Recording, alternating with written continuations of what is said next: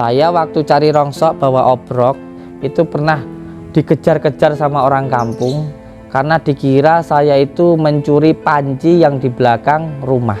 Akhirnya obrok saya itu sama warga kampung dibuka, disuntek, dibalik waktu itu. Dan di dalamnya itu ya isinya cuman aqua, cuman atom-atom, nggak ada apa-apa. Karena memang saya tidak mencuri. Di situ sakit hati nggak? Alhamdulillah tidak. Di situ menjadi penyemangat untuk diri saya bagaimana saya bisa bekerja dengan sejujur-jujurnya.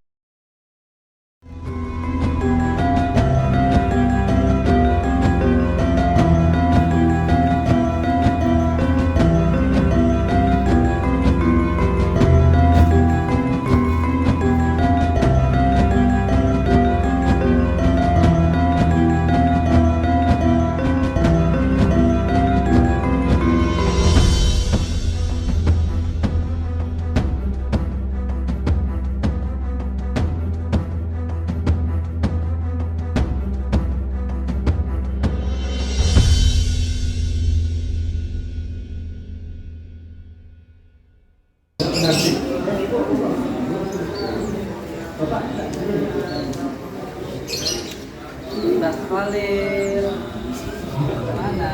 Enggak, saya tanya Ustaz Khalil mana?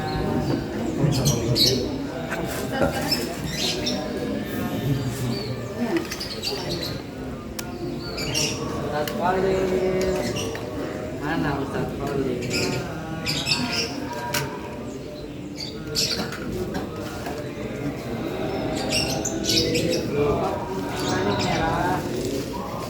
Hati sehat ya. Hatinya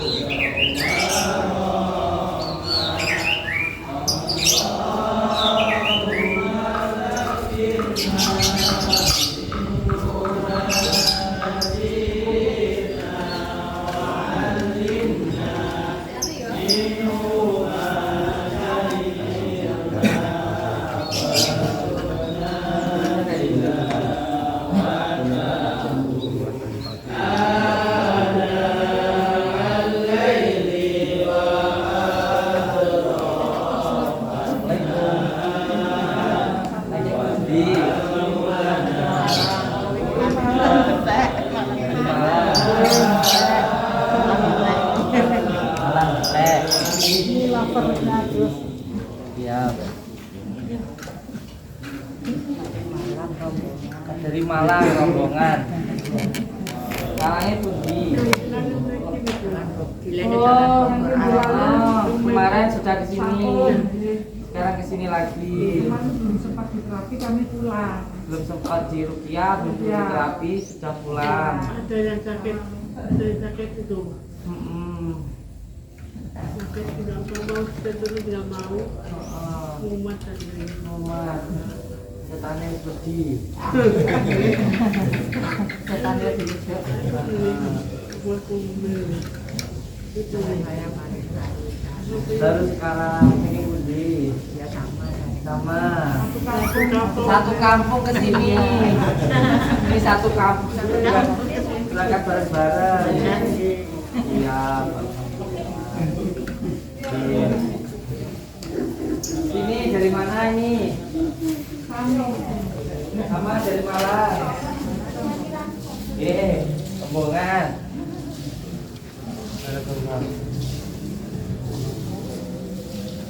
Ini lagi Budi. Dari Selapuro. Kambingnya begini iki.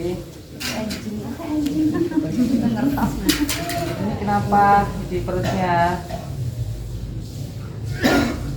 Di perutnya ini.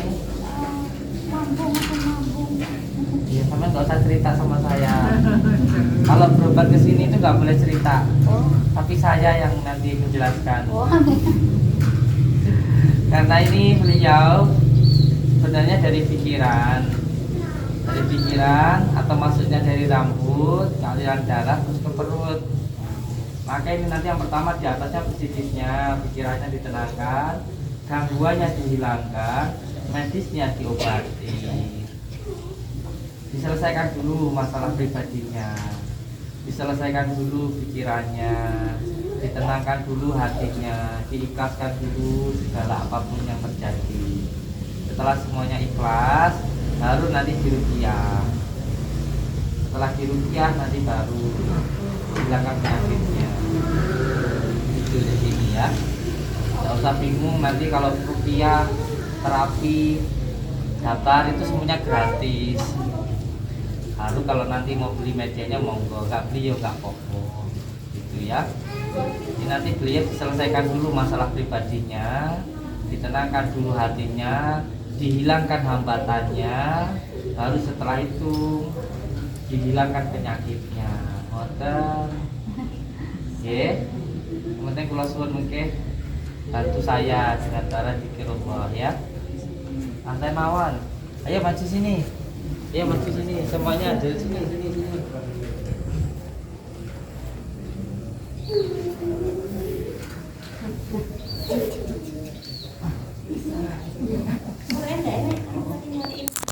Kenapa saya senang kalau di sini?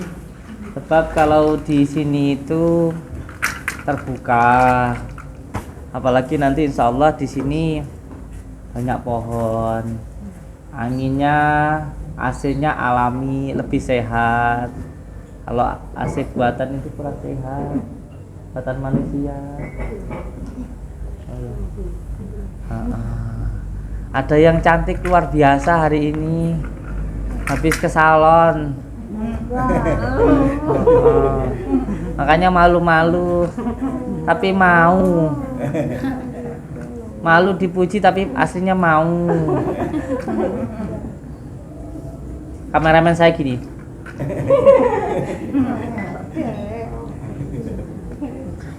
Sama-sama namanya sama kayak saya, Agus. Nggih. Assalamualaikum warahmatullahi wabarakatuh. Bismillah, alhamdulillah, wa syukurillah wa nikmatillah, wala haula wala quwata illa billah, amma ba'd. Saudara-saudaraku semuanya, alhamdulillahirabbil alamin. Kita semuanya masih diberikan nikmat sehat oleh Allah Subhanahu wa taala.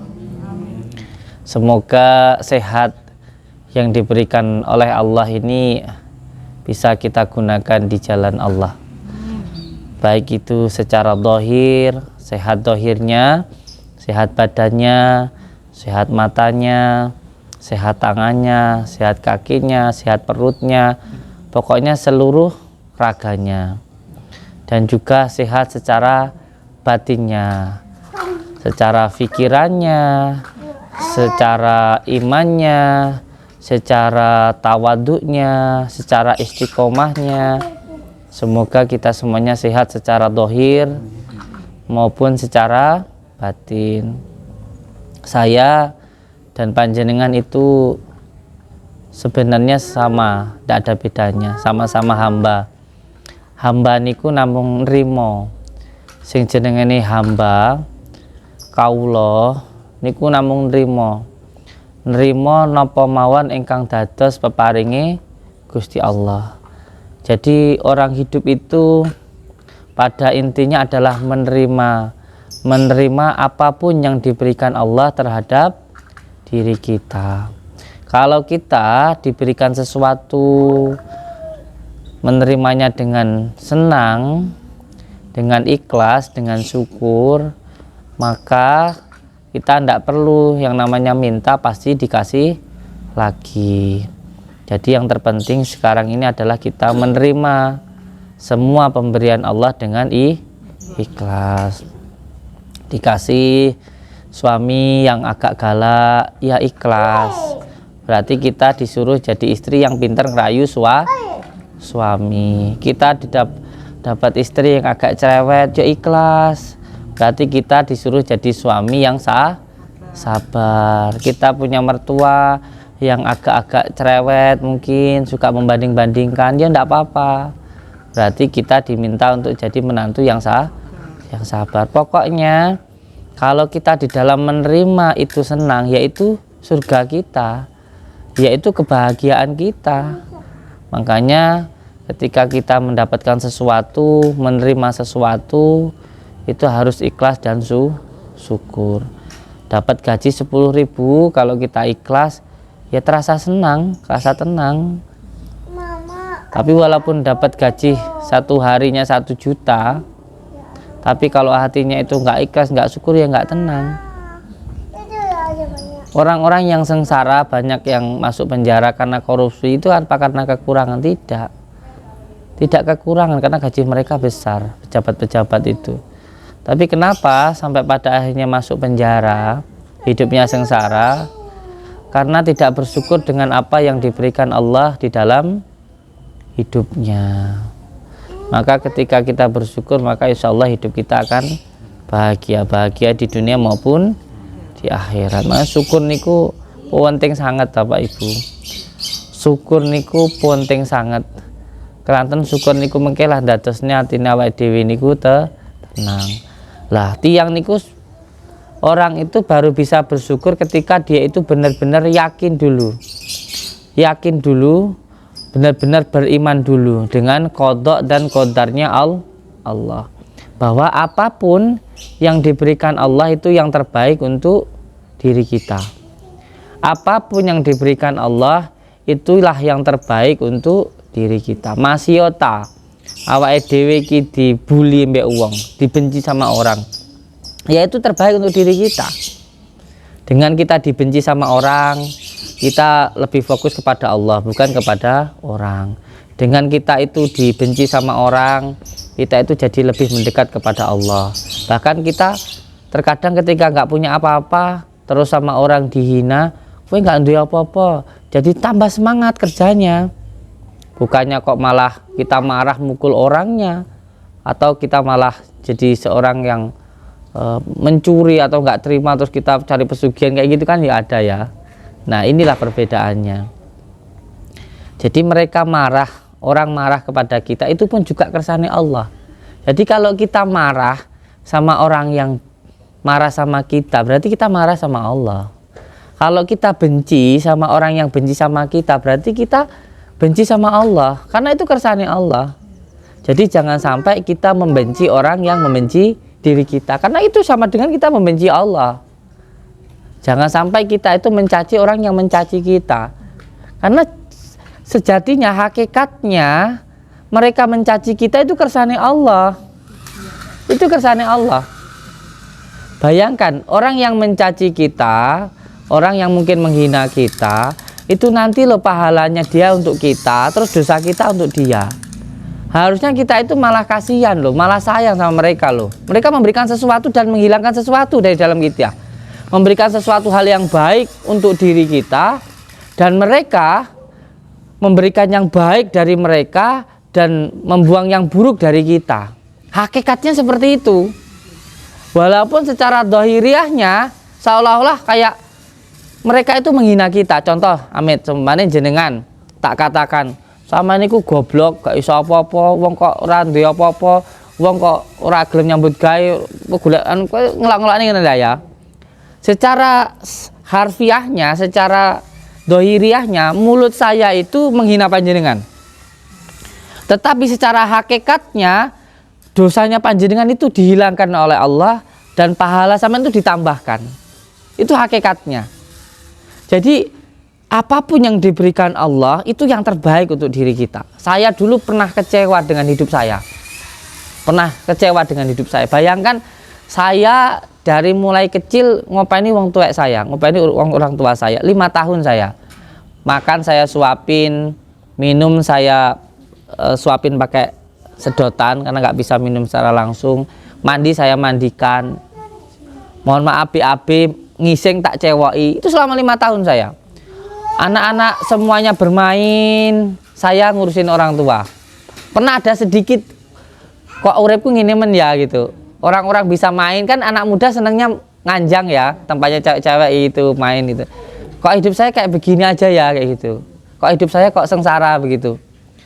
Tapi ternyata ketika saya sudah menikah, saya sudah berkeluarga, saya sudah dewasa, demi Allah hak semuanya kayak dipermudah oleh Allah.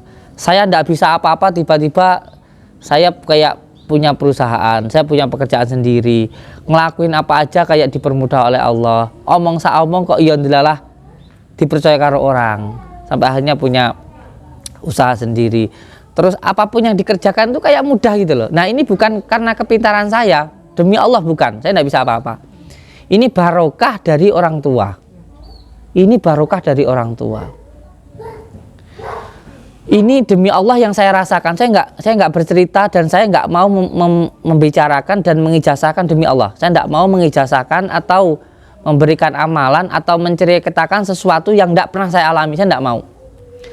Saya hanya akan menceritakan sesuatu hal yang benar-benar saya alami. Kalau nggak saya alami, saya nggak mau cerita. Omong kosong, kobot itu. Saya nggak mau cerita. Saya hanya menceritakan apa yang saya alami saja. Jadi ketika apapun yang diberikan Allah itu yang terbaik untuk diri kita. Walaupun yang kita anggap itu tidak baik, kita anggap itu menjengkelkan, menyengsarakan, padahal itu menyenangkan untuk diri kita. Itu.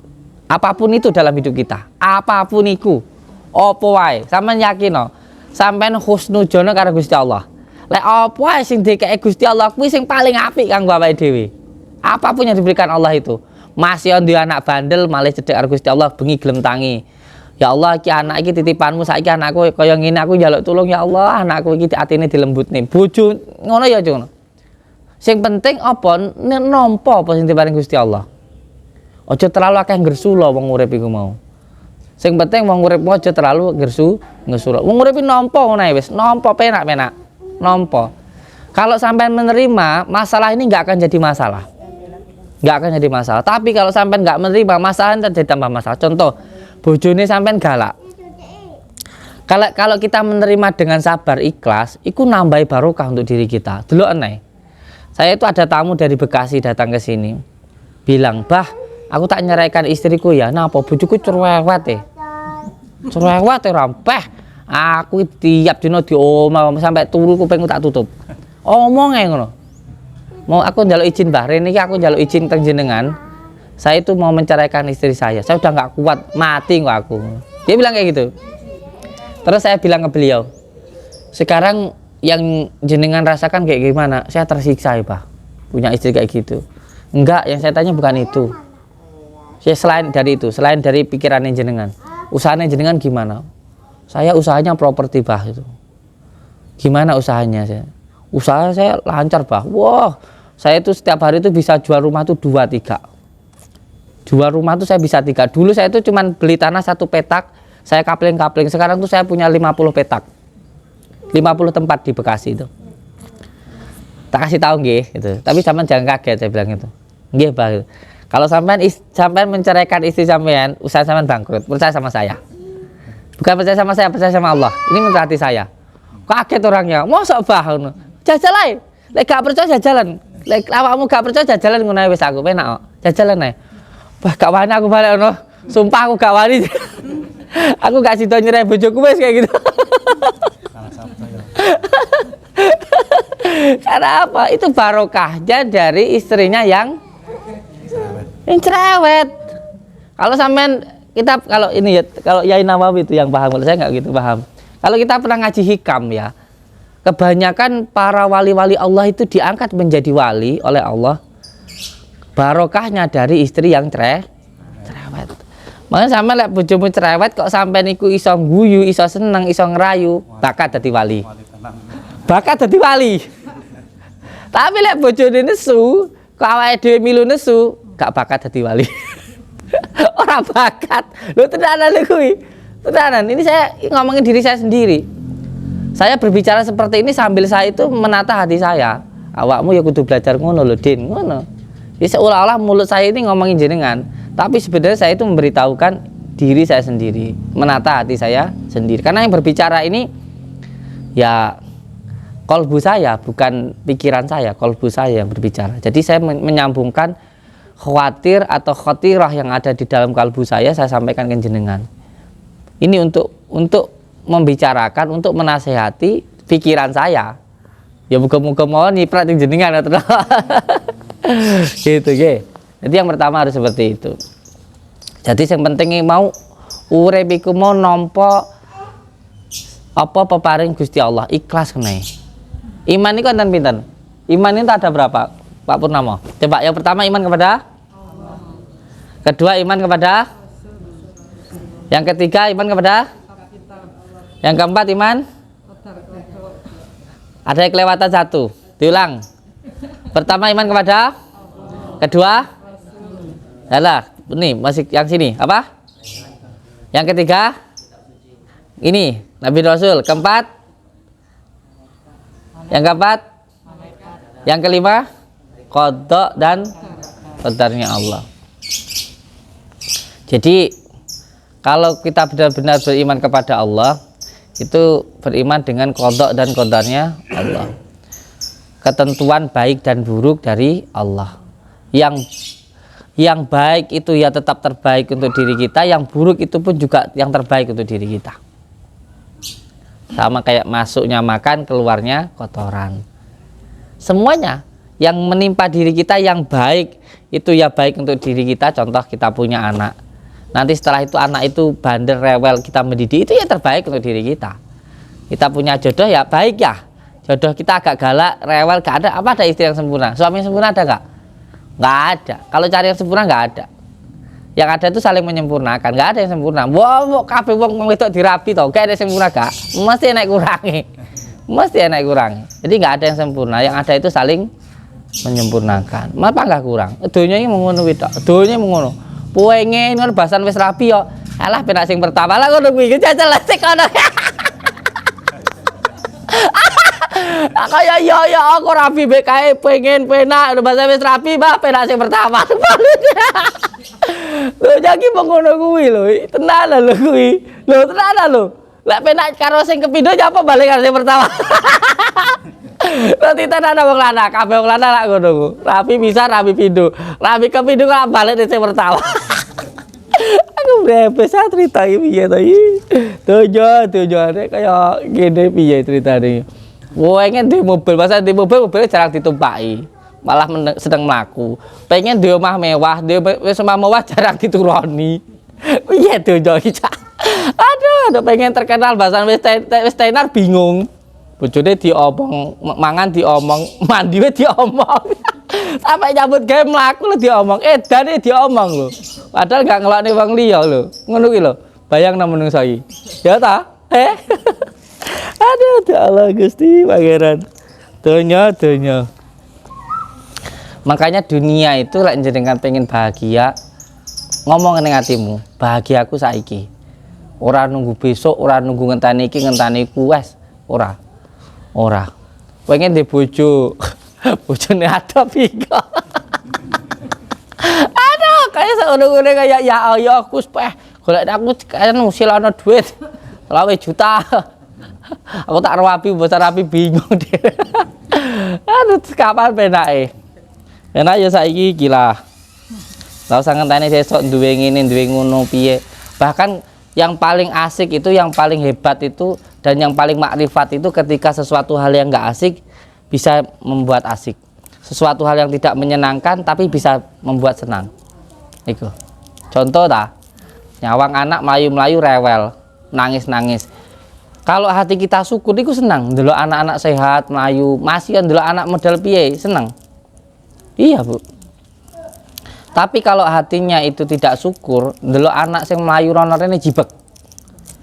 Aneh enggak ya? Aneh enggak?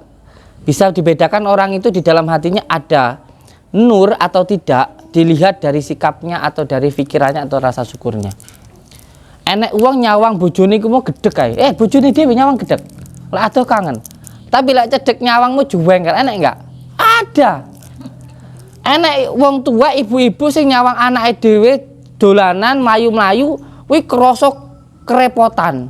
Juwibek nyawang anake. Aneh enggak? Padahal ada seorang ibu yang pergi ke Taiwan hanya pengen ngerti anaknya sampai setengah edan. Kewangan mbak anaknya. Lah kowe mendine iso ngerti anakmu mlayu loro rene kok malah susah. Kan edan. Lha ini piye ta kuwi? Itu tinggal membedakan ada nur tidak di dalam hatinya kayak gitu. Makanya lek wis ndelok anak sehat, ndelok anak mlaku, ngurusi anak kok ngerasa abot beban, berarti ning atimu enek setan. Ngono wis. Enek setan ning atimu. Enek sing menutup nurmu, hijabmu. rasa syukurmu nggak ada. Ngono tok ae. Kok kowe nyawang bojomu kok guwedhek nggak duwe rasa seneng. Enek setane rukyah. Rasa dirukyah suwiram banyu. Lho tenanan niku, titen-titenane mung ngono tok. Mare ature baginda Rasulullah tuh ngeten. Lek awakmu ora iso ngrasakne nikmat, mesti awakmu ketutup.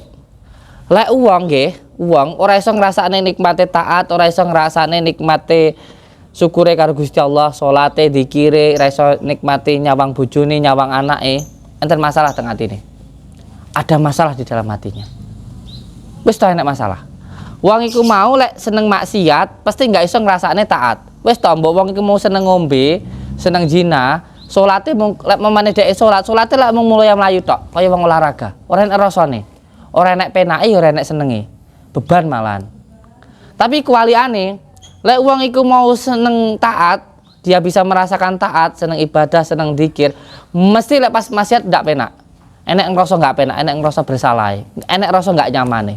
Jadi tinggal ngono ae wisan. Tinggal awakmu condong ning maksiate apa ning taate ngono tok. Cuma ngono tok ae. Awakmu terus karo bojomu suweneng, mesti awakmu lek ramane nyawang wong wedok liya apa awakmu arep selingkuh ngrasa bersalah. Ngrasa bersalah karo bojomu enggak penak. Enek perasaan enggak penak, bojoku nang omah wis ngenteni, bojoku sing ngurusi aku, sakitku karo bojoku, mikir ngono. Mesti enek perasaan enggak penake. Tapi lek awakmu sering maksiat malah karo bojomu dhewe enggak geding. Enek perasaan sebel karo bojomu dhewe. Cetok bojone jengkel ngono. Males nang omah nesu-nesu wae ngamuk-ngamuk ae masalah kuwi. Masalah iki teng dijakne kiai kon ruqyah. Ngatur nggih. Allahumma shalli ala Muhammad. Allahumma shalli ala Muhammad. Allahumma shalli ala Muhammad sallallahu alaihi. Nggih, ruqyah riyen nggih. Durunge ruqyah selawat riyen. Sallallahu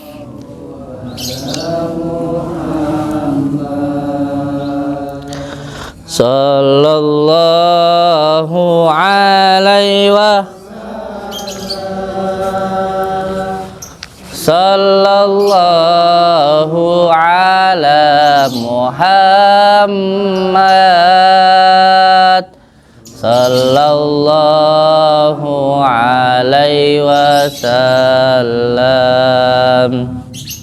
sallallahu ala sallallahu alaihi wasallam sallallahu ala Muhammad sallallahu alaihi wasallam sallallahu ala Muhammad sallallahu alaihi wasallam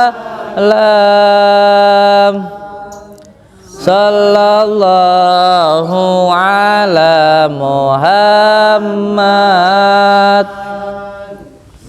sallallahu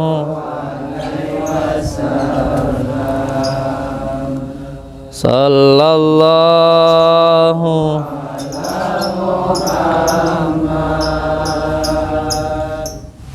sallallahu alaihi wasallam sallallahu ala Muhammad sallallahu yeah. Assalamualaikum warahmatullahi wabarakatuh. Untuk semua Bapak Ibu yang ada di sini, yang terpenting kita harus yakin qada dan qadarnya Allah. Iman itu masuknya ke dalam hati. Kalau hati sudah tentram, hatinya sudah tenang, hatinya selalu senang, itu menandakan iman sudah masuk di dalam dadanya. Karena tempatnya iman itu di dalam hatinya. Dan yakin bahwa apapun yang diberikan Allah itu yang terbaik untuk diri kita. Saya dulu pernah mencari barang bekas, rosok, dengan menggunakan sepeda motor. Belakangnya dikasih obrok. Ketika saya mencari rongsok oleh orang kampung itu, saya itu dikira, dituduh melakukan pencurian. Demi Allah, demi Rasulullah. Saya waktu cari rongsok bawa obrok itu pernah dikejar-kejar sama orang kampung karena dikira saya itu mencuri panci yang di belakang rumah.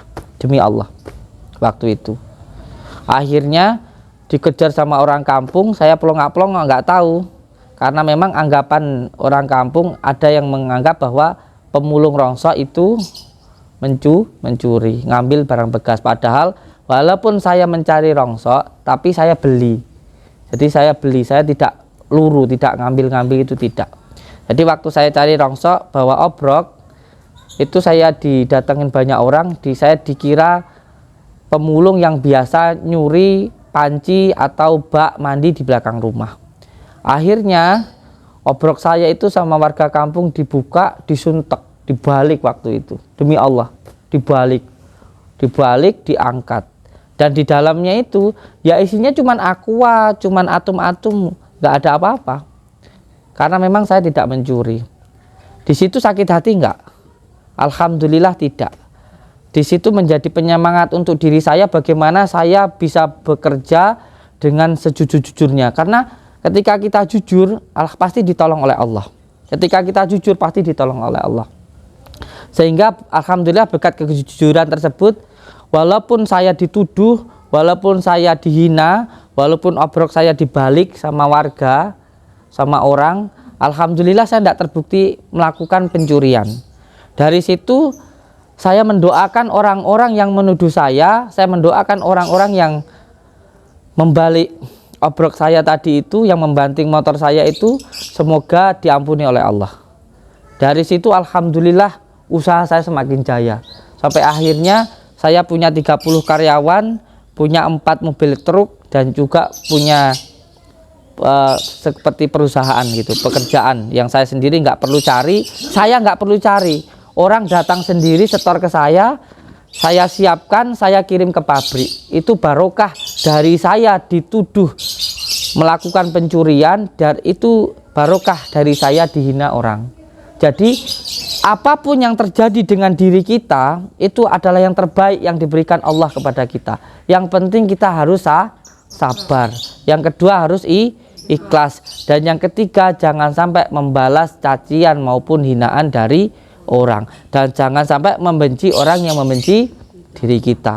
Memang terkadang apa yang Allah berikan terhadap diri kita itu menyakitkan, menyedihkan, tetapi itu adalah yang terbaik untuk diri kita. Bisa jadi kita dijatuhkan di sini karena di depan itu ada jurang. Bisa jadi kita dijatuhkan di sini karena ini jalan yang tidak baik, kita disuruh memilih jalan yang lebih baik, lebih mudah, dan lebih baik lagi. Ngoten nggih? Saya ucapkan terima kasih. Wassalamualaikum warahmatullahi wabarakatuh.